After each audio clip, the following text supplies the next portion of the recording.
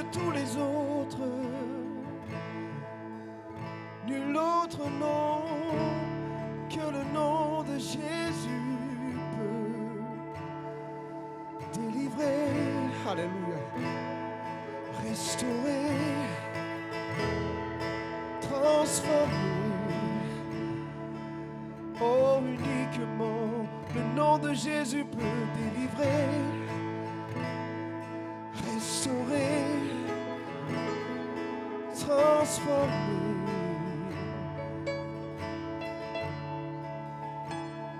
Son merveilleux nom. Merci Jésus. Merci pour ton nom Jésus. Merci Seigneur pour ta présence. Merci pour ton feu. Ce feu éternel. Ce feu qui brûle devant les chandeliers, devant le trône.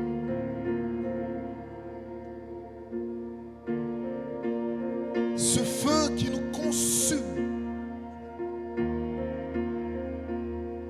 Ce feu qui brûle dans nos entrailles. Ce feu qui nous purifie, qui nous sanctifie. Ce feu, image de ta gloire. Nous désirons ce feu. Nous désirons ce feu.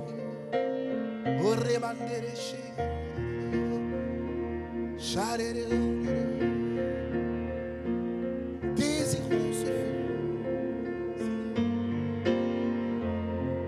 Envoie sur nous un feu nouveau.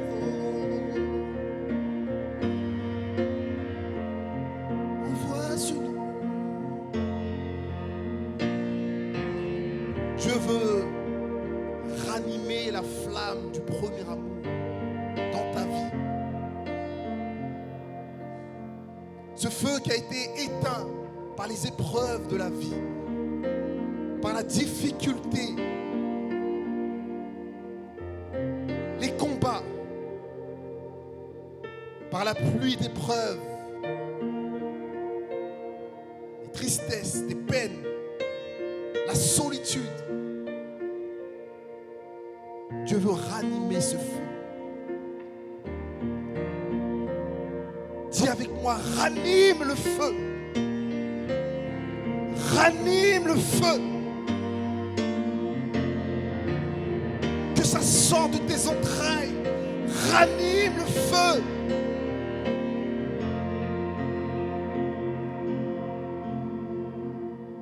Saint-Esprit, tu es comme un feu. Jérémie disait, il y a dans mes os comme un feu. Même quand je dis que je ne peux pas parler de lui, il y a comme en moi un feu. Seigneur, ranime le feu. Ranime le feu de l'espérance. Ranime le feu de la joie. Ranime le feu de la foi.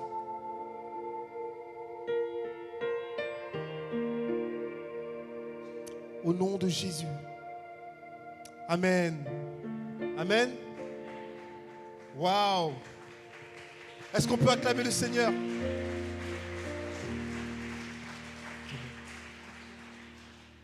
Toi, tu restes avec moi. Nous sommes tellement heureux de pouvoir nous réunir, partager ensemble sur ce que Dieu fait. Et c'est vrai que le thème de la conférence, c'est d'esprit et de feu. Alors, il y a plusieurs orateurs qui vont défiler.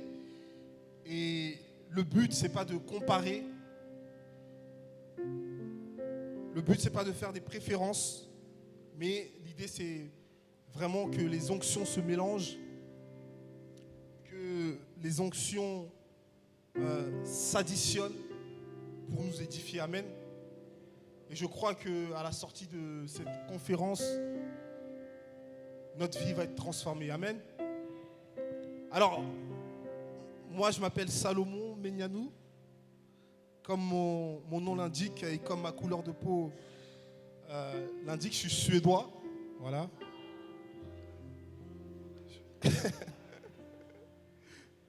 Et je suis père de 3 enfants. Je suis marié, père de 3 enfants. Et c'est une joie pour moi d'être là. Amen. Et aujourd'hui, je vais vous parler du Béréchit. Amen. Le thème de mon message, ça va être Béréchit. Alors, c'est quoi ce mot barbare? Ce terme barbare? Béréchit. Parce que le mot Béréchit, c'est un mot hébreu qui signifie au commencement. Amen. Et c'est ce terme qui commence la Bible. Béréchit. Vous lisez le terme hébreu, il dit Béréchit bara Elohim. Au commencement, Dieu créa. Et le mot Béréchit peut être décomposé en plusieurs façons et de plusieurs manières. Vous savez que la langue hébraïque est une langue tellement riche que, en plus, elle a des valeurs numériques. On peut additionner, on peut décomposer un mot. C'est pas comme dans le latin. Et le mot Béréchit peut se diviser en deux, se scinder en deux termes, Brit et Esh. C'est-à-dire, dans le mot Béréchit, il y a Brit et Esh. Brit qui veut dire alliance et Esh qui veut dire feu. Donc, dès l'origine, Dieu commence à nous présenter l'alliance de feu. Suivez-moi parce que c'est un peu technique, mais on va y arriver. Ça veut dire que le monde, au commencement, il y avait une alliance de feu. C'est ça que ça veut dire, Béréchit. Ça veut dire que Dieu a créé le monde par le feu.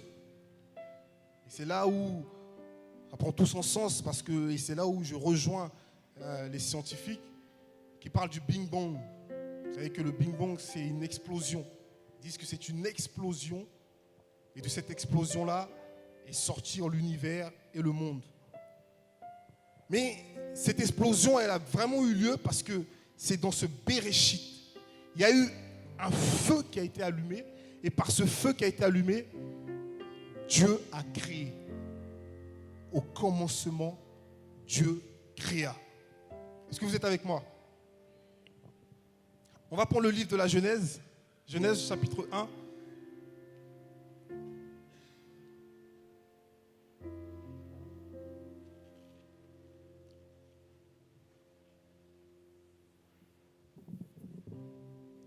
Le verset 1. Il nous est dit, au commencement, Dieu créa les cieux et la terre. Voilà, je m'arrête là. Au commencement, Dieu créa les cieux et la terre. Ça veut dire que pour tout commencement dans ta vie, il faut passer par le feu de l'alliance. Lorsque Dieu veut créer quelque chose, il y a d'abord le feu. Et après le feu, Dieu fait alliance. Et ce passage, si on le décortique en hébreu, il y a les 4 éléments, n'est-ce pas? Le feu, l'air, l'eau et la terre. Je n'ai pas le temps de développer, mais moi je vais m'attarder sur le feu. Parce que Dieu a pris ces 4 éléments pour créer le monde. La Bible commence par le feu. Et dans toute l'histoire des Écritures, on va voir un Dieu qui se révèle à travers le feu. Le feu qui purifie. Le feu qui sanctifie. Le feu qui consume. Et lorsque le feu monte de la terre vers le ciel, c'est un sacrifice ou une adoration. Et lorsque le feu descend du ciel sur la terre, c'est soit un jugement, soit un miracle. Est-ce que vous me comprenez? Alors, Dieu crée le monde à partir du feu. Il y a une explosion. Il y a comme si quelqu'un avait mis les feux aux poudres. Et de là jaillit l'univers infiniment grand, infiniment varié, infiniment petit. Et Dieu crée à travers le feu. Le feu, c'est aussi l'image des épreuves que tu peux rencontrer dans ta vie. À travers ces épreuves, comme disait Patrick, Dieu façonne un caractère. Dieu travaille une personnalité. Dieu métamorphose un cœur. Bereshit, le feu de l'alliance. Pour faire une alliance avec Dieu, tu as besoin de passer par le feu. Dis à quelqu'un, tu as besoin de passer par le feu.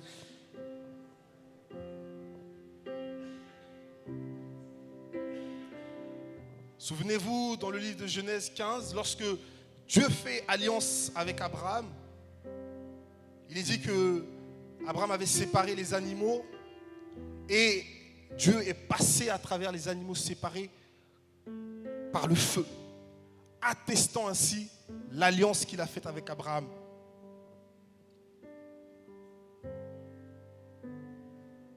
Ta vie a besoin d'être marquée par le feu. Quand le feu vient dans ta vie, il consume la timidité. Il consume la peur. Il consume tout ce qu'il y a de désir passionnel. Et le feu transforme ces choses-là. Dieu est un feu. N'est-ce pas? Il nous est parlé du feu du fondeur qui purifie l'or et l'argent. On a besoin de retrouver une église dans le feu. On a besoin de retrouver des chrétiens dans le feu. On a besoin de passer par le feu du fondeur.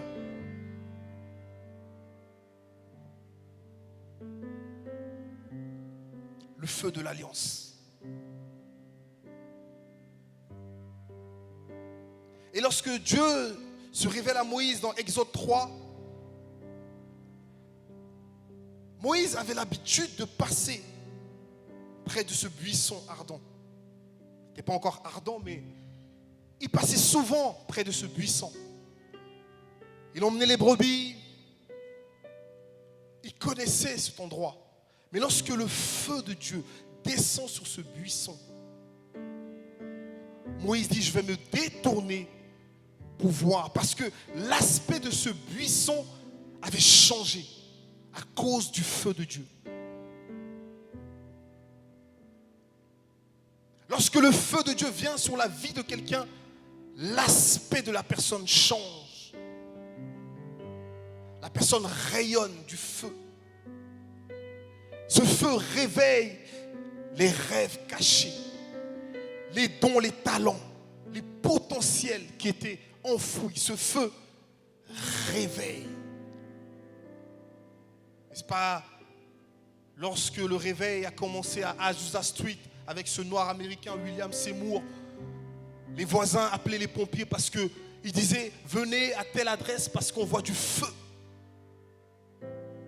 Alors les pompiers arrivaient et il n'y avait pas de feu. Le feu de la présence de Dieu. Tu as besoin d'être consumé par ce feu. Tu as besoin que tes entrailles soient consumées par le feu. Lorsque Dieu se révèle, il se révèle comme un feu. Souvenez-vous d'Ézéchiel qui était captif sur les rives du fleuve Kédar. N'est-ce pas? Il a une vision et il voit la gloire de Dieu. Il voit du feu dans les roues. Il voit des séraphins en feu qui traînent le trône de Dieu. La gloire de Dieu, c'est le feu. Il voit un feu qui va et qui revient. Il voit des êtres glorieux en feu. Je dis souvent, on est trop tiède dans nos églises parce qu'on a fait rentrer le feu étranger. C'est la tiédeur dans nos églises, dans nos vies chrétiennes, parce qu'on est biberonné au feu étranger. On a introduit dans l'église toutes sortes de psychologies, toutes sortes de feux étrangers. Mais vient le temps où le feu de Dieu arrive, revient dans la maison de Dieu. Oh yes, je prie pour qu'un feu nouveau vienne dans la maison de Dieu. Trop de feux étrangers. Souvenez-vous, dans Lévitique 10, n'est-ce pas, les fils d'Aaron ont introduit dans la maison le feu étranger. C'est pour ça qu'il faut veiller. On n'est pas à l'abri. Les gens qui ont bien commencé hier, aujourd'hui, sont éloignés. Ça nous donne d'avoir un cœur humble. Évitons le feu étranger dans nos vies. Et la gloire de Dieu révélée comme le feu, la présence de Dieu révélée comme le feu. Dieu nous conduit de fil en aiguille à se rapprocher de ce feu qu'il est. Si vous regardez, quand Moïse a rencontré ce buisson, il est dit que ce buisson brûlait mais ne se consumait pas. Ça, c'est extraordinaire, ça. C'est ça le feu de Dieu. C'est-à-dire qu'il te brûle mais il ne te consume pas. Il brûle en toi le monde, les désirs du monde. Il brûle en toi tout ce qui peut t'empêcher de refléter Christ, mais il ne te consume pas ce feu. Pourquoi? Parce que c'est un feu de paix. C'est un feu d'amour. C'est un feu de joie qui n'est pas là pour te détruire. On ne prêche plus dans les églises la sainteté de Dieu. Mais il faut dire aux chrétiens que la sainteté de Dieu est bénéfique. Amen. On préfère leur parler de l'argent, ils vont devenir riches, massifs, c'est pas mauvais. Vous savez, au ciel, les gens ne crient pas prospérité, prospérité, prospérité. Les séraphins crient Saint, Saint est l'Éternel. Il y a une dimension de sainteté que Dieu cherche. Il y a dans le conseil de Dieu le feu de sa sainteté. Il ne crie même pas amour, amour, amour.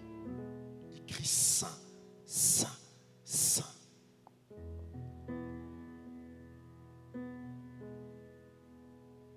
Quand tu es consumé par le feu de Dieu, tu deviens, comme Paul dit, un sacrifice. Un sacrifice. Parce que le feu descend sur toi. Tu ne t'appartiens plus.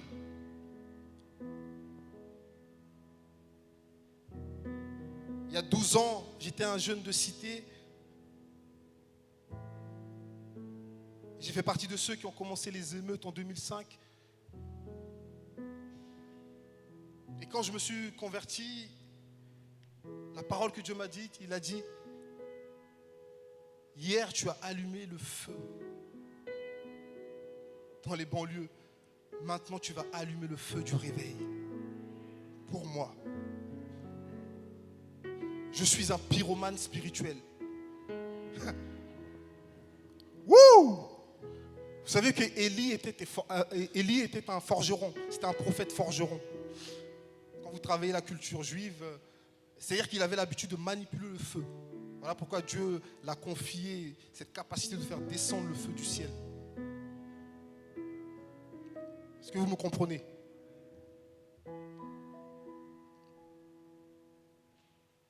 On a besoin d'avoir une église en France dans le feu. Il est dit que Dieu reviendra chercher une église glorieuse, sans tache ni ride. Mais toutes ces taches et des rides, c'est une église qui est passée par le feu, justement. Parce que lorsqu'on passe par le feu, ce feu du fondeur purifie l'or et l'argent. Et quand on met l'or et l'argent dans le feu, quand on le sort, il est étincelant. Parce qu'il est passé par le feu. Souvenez-vous dans Acte 2, lorsque ces langues de feu sont descendues sur les 120. J'ouvre une parenthèse, avec une majorité de femmes. Je referme la parenthèse. C'est vrai. Il y avait plus de femmes que d'hommes parmi les 120. Et ce feu est descendu. Ce feu a transformé, a transcendé ces hommes et ces femmes.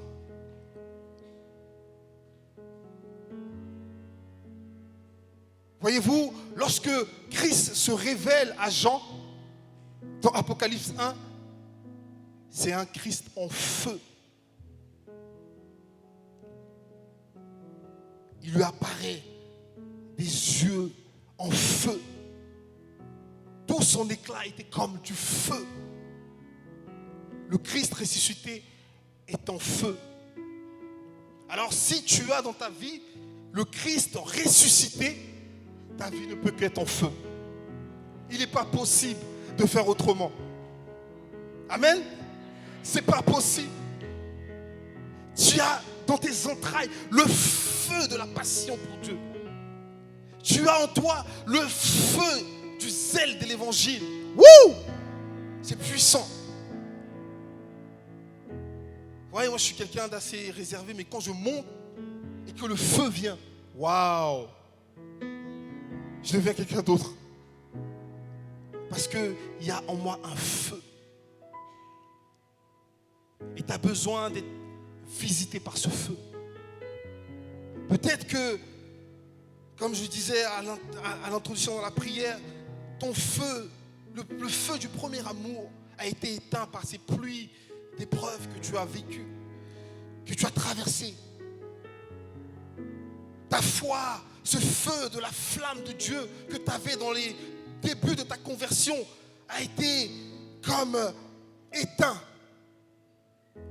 Mais Dieu veut ranimer la flamme. Il veut faire jaillir de ton cœur cette flamme. Souviens-toi quand tu t'es converti. Souviens-toi les premières fois où tu as entendu parler de Christ. Comment tu bouillonnais en toi. Ne laisse personne éteindre ton feu. Ne laisse personne éteindre ton feu. Ne laisse aucune épreuve éteindre le feu qui est en toi. Amen. Dis à quelqu'un que mon feu s'allume aujourd'hui.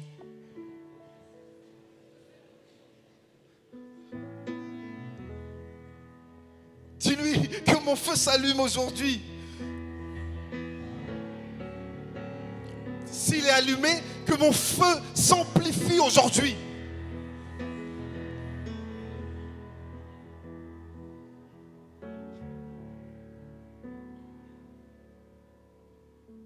Il fait de ses servantes et de ses serviteurs des flammes de feu. Des flammes de feu. La première alliance, l'ancienne alliance, était caractérisée par le feu. Donc le feu de l'alliance. Et à l'inauguration de la seconde alliance, ce même feu vient. Ce même feu de l'alliance vient. Vous voyez? Il crée le monde par le feu. La première alliance est caractérisée par le feu, les colonnes de feu, les sacrifices, etc., etc. Et à la jointure entre le passage de l'ancienne alliance et de la nouvelle alliance, ce même feu créateur originel revient.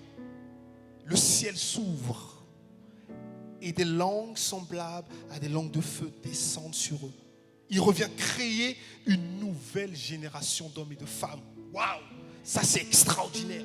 Ça, c'est les profondeurs de Dieu, les profondeurs du travail de Dieu.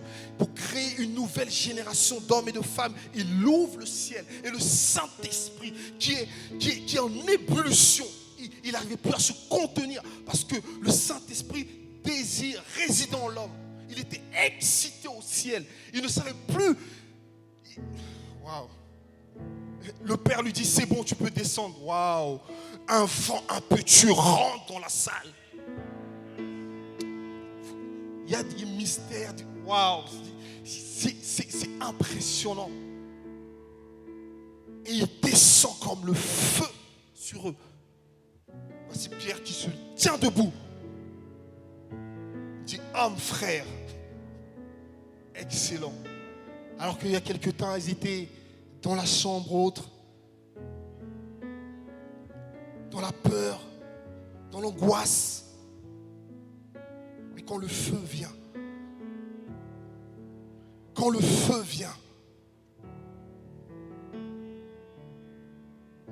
XVIe siècle en France, il y avait un riche qui s'appelait Pierre Valdo. Si vous lisez l'histoire des réveils,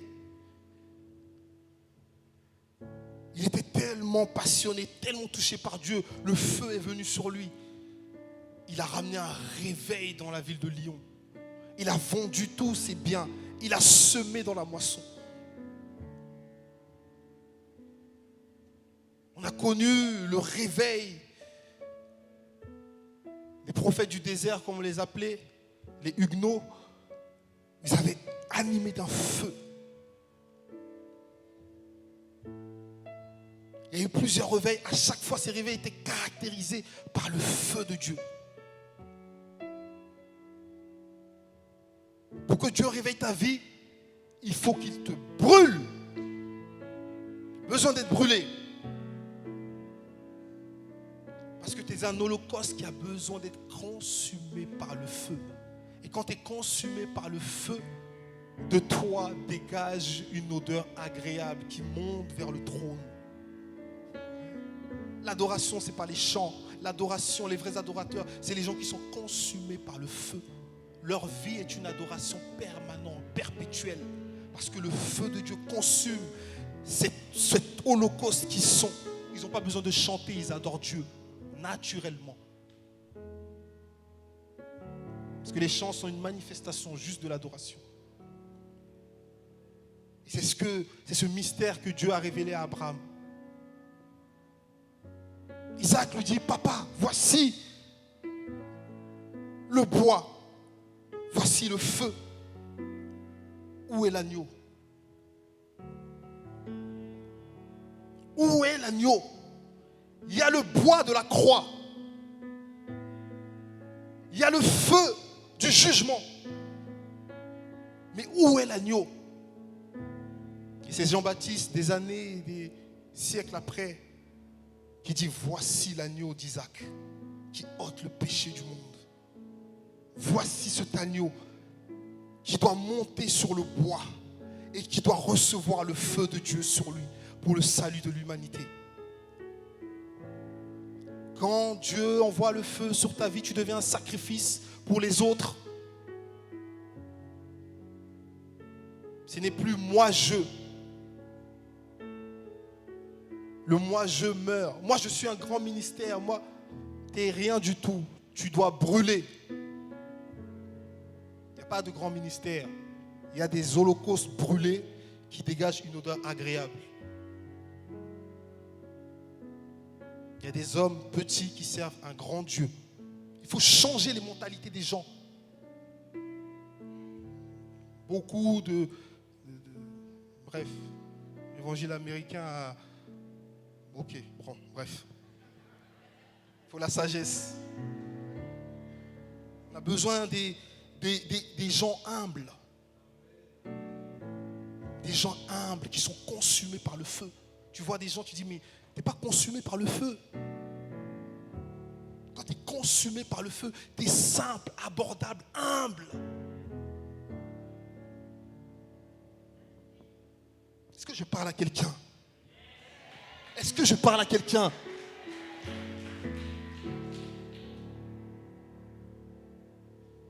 Passe par le feu. Passe par le feu. On aime beaucoup l'eau, parce que c'est les 4 éléments. L'eau de la parole. On aime beaucoup le vent de l'esprit. Mais Dieu dit, mon feu, tu le veux? Ah non, non. Passe par le feu. Passe comme Daniel, Shadrach, Meshach, Abednego. Passe dans le feu. Que ton ministère passe par le feu.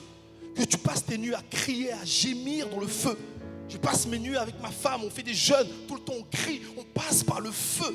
Le feu, depuis des années, je suis en forêt, je cours, je prie pour le feu du réveil dans la jeunesse. Passe par le feu.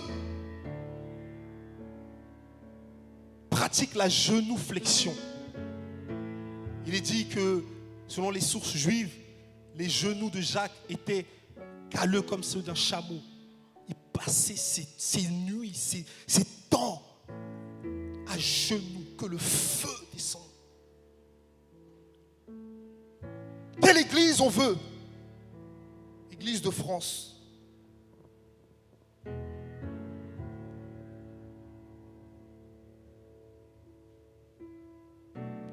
Soyons des holocaustes.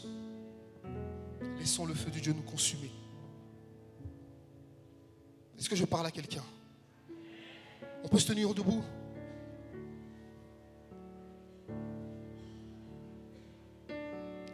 Patrick, feu du fondeur. On a besoin que le feu nous purifie.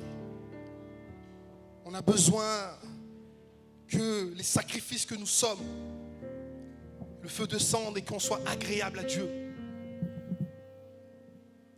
On a besoin du feu de Dieu. Ce feu qui brûle, mais qui ne nous consume pas.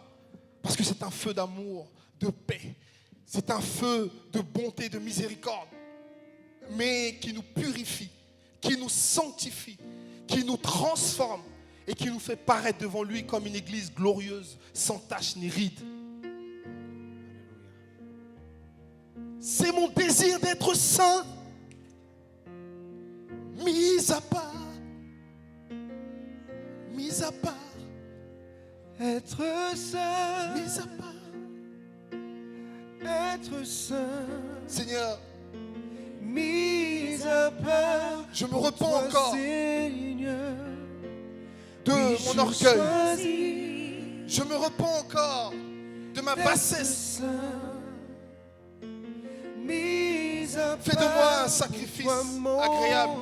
seul maître est prêt à t'obéir. Purifie en moi, enlève en moi.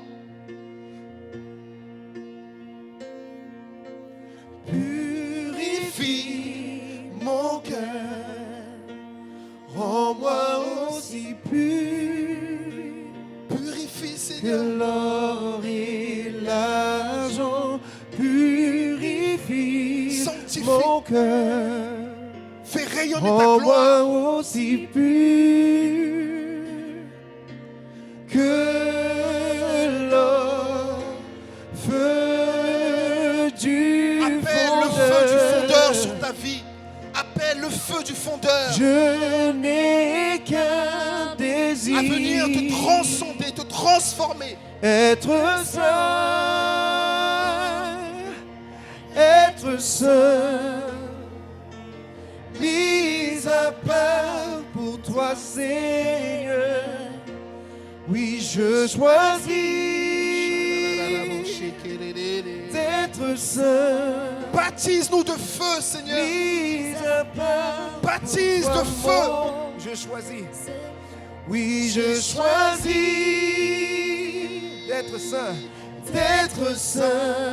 mis à part pour toi, Seigneur. Oui, je choisis